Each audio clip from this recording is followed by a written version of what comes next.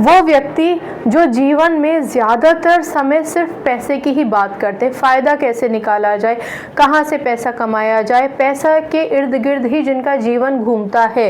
यानी उनका काम ही ऐसा है कि उनको अपने पैसे को मल्टीप्लाई ही करना है।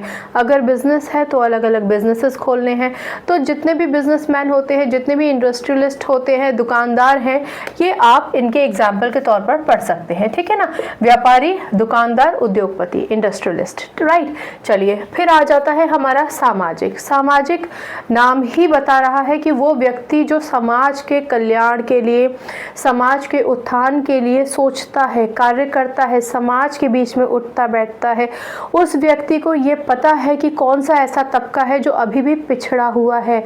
उस व्यक्ति को ये भी पता है कि इस पिछड़े हुए तबके को मुझे ऊपर कैसे लेकर आना है, और वो दुनिया के सारे प्रयास करता है।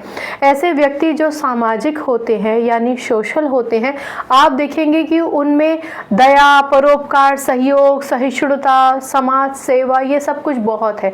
सहिष्णुता का मतलब आप समझते हैं ना, जहाँ पर हम कोई पूर्वाग्रह या किसी भावना से प्रेरित होकर किसी व्यक्ति की मदद नहीं करेंगे, हमारे लिए सारे ही लोग समान होते हैं। ठीक है ना, तो आप इस तरीके से समझ सकते हैं कि दूसरों के प्रति निष्पक्ष तरीके से यदि व्यक्ति काम करता है तो सहिष्णुता के साथ काम कर रहा है, राइट। तो ऐसे व्यक्ति हमेशा समाज कल्याण की ही बात करते हैं। उनका काम ही होता है कि वो समाज कल्याण पर काम करें। समाज के कल्याण का मतलब ही है कि मानवता, समाज कल्याण, दया, परोपकार में उनकी अगाध श्रद्धा है। उनका मानना है कि जीवन का उद्देश्य ही ये है।